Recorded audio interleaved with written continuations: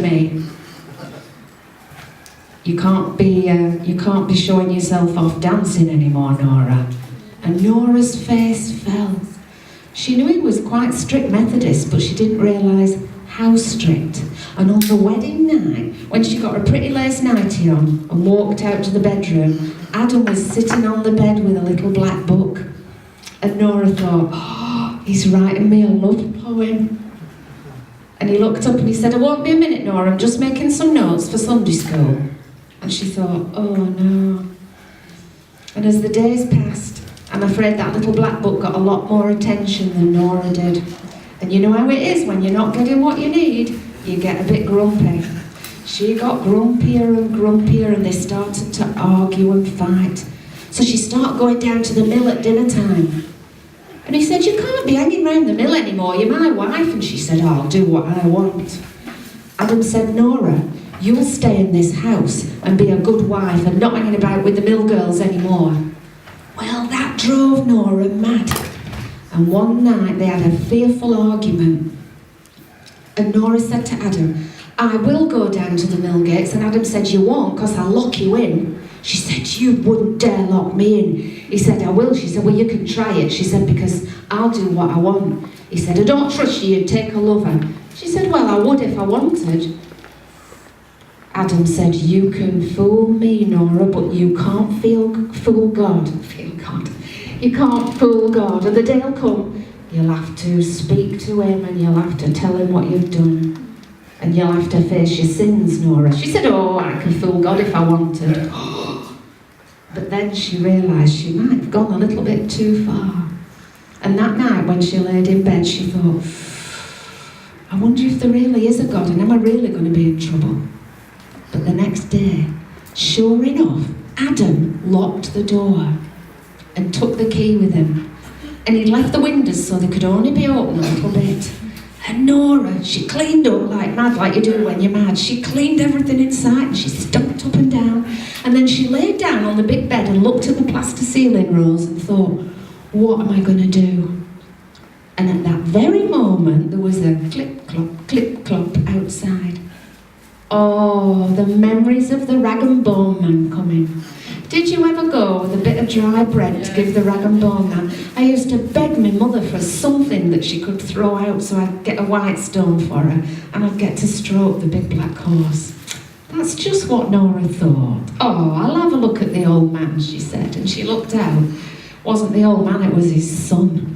He had thick black hair and a tan and an open neck shirt, and she thought, "Oh, he's handsome." And then all the mischief in her welled up, and she went to the drawer and got a lacy hanky, and she flung it out of the window and it floated down.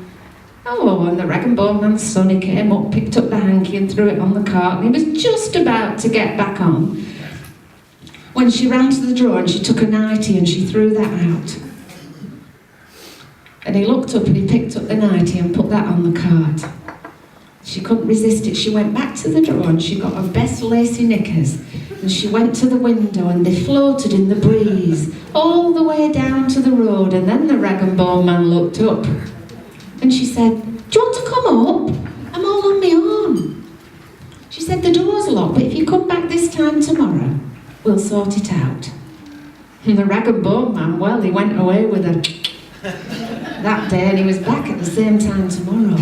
But the night before, when Adam had got home from work, Nora looked a bit more cheerful. Adam said, "I've tamed her, I knew it. She's happier now she's locked in. She just needed a firm hand."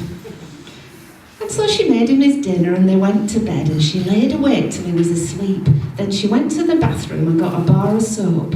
She snuck down to the front door, warmed the key, pressed it into the soap and made a perfect impression of the key. And the next day she waved Adam off to work, and sure enough, when the rag and bone man came to the door, she said, "Just nip to the shop and get a key made from that." Well, he didn't need asking twice. He went round to the shop, round to the blacksmith. He got a nice key that worked perfectly, and he was up to that bedroom and they had a lovely chat. I always have to do this in case there's anybody who might take offence, but they chatted a lot that day. And when Adam came home that night, Nora had a lovely flush to her cheeks and her upper chest. And Adam was convinced he'd done the right thing by locking her in. And that would have been maybe the end of the story, except that the rag and bone man was having such lovely chats day after day with Nora that one day got a bit overconfident. And when he left, bye, see you tomorrow, he forgot to lock the door. And when Adam came home that night, he said, Nora, the door's open. What are you up to? She said, what are you talking about? You locked me in. You've just forgot yourself this morning. Adam said, I never forget to lock the door. What are you up to? Have you got a lover? She said, don't be ridiculous, Adam. He said, you are, I can tell. And they argued, and Adam said, right, you're telling me you've not got a lover. There's only one way you can prove it to me. I want you to come with me on Saturday morning, and I want you to walk up them little cobbles to that church at Eptonstall where Wesley himself preached, and if you'll go in there, get on your knees and hold the Bible and swear before God that I'm the only one, then I'll believe you, Nora, because I know even you wouldn't swear on the Bible and lie. Even you know that you're risking your soul forever. And Nora said, that's fine, I'll swear on the Bible. But that night she laid awake and thought, oh, what am I going to do this time? But then all of a sudden, in the middle of the night, a thought popped into her head and a big smile on her face. And the next day she waved Adam off, and she had a little word with the rag and bone man and told him to be on that cobble street on Saturday morning and that she'd tell him what to do. Well, Saturday morning came. Nora got all dressed up in her best dress and she said, right, Adam, I'm ready to go and swear, let's go. And Adam said, I don't know what you're looking so cheerful for. Come on, let's get on with it. And they set off up the cobbled street, but just as Nora took a few steps, she said, oh, Adam, my legs are giving way. I think it's because I've been locked in the house so long, my muscles are not working, I don't think I can walk. Oh, look, there's the rag and bone man. Maybe he'll give me a lift on his cart if you give him sixpence. Oh, for goodness sake, said Adam. Oi, rag and bone man, can you give me wife a lift up to the top? I said the rag and bone man, and he got off his cart, went round the back, and gave Nora a shove onto the back of the cart and into the rags. And as she did so, her skirt came right back over her head. And she went, oh. And Adam said, oh, be quiet, I'll meet you at the top.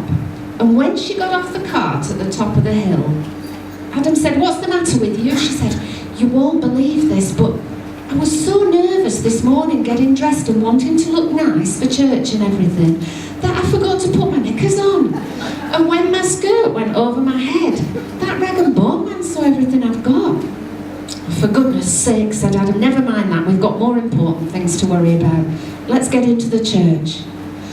And when the door opened to that beautiful church, she could see all the pine pews where the poor people sat, all the mahogany pews where the rich people sat. But there was no one else there, and they went right to the front. And she kneeled on a little kneeler, and Adam got the great big Bible and placed it in front of her and said, Nora, put your hand on that now and swear. Nora knelt down and gulped, and she looked up and she looked down at the Bible and she put her hands on it and she said, here today I swear before God and with all my heart that no man on this earth other than my husband has ever seen my nakedness. Oh, and except that rag and bone man outside. And she looked up and she spoke with such sincerity that Adam was immediately riddled with guilt and rushed towards her and took her in his arms and said, oh, Nora, if you can swear like that, then I know you're telling me the truth. And I promise I will always trust you. You can go out of the house and do as you wish. And I'm so sorry for the way I've been. So Nora smiled and winked at the rag and bone man. And they set off back for home. And I hope that because he trusted her, she could have maybe fallen in love with him. But what I do know is if God was in that church that day looking down, he'd have thought to himself, I'm never going to turn that one. But then again, I don't think I want to. Thank you.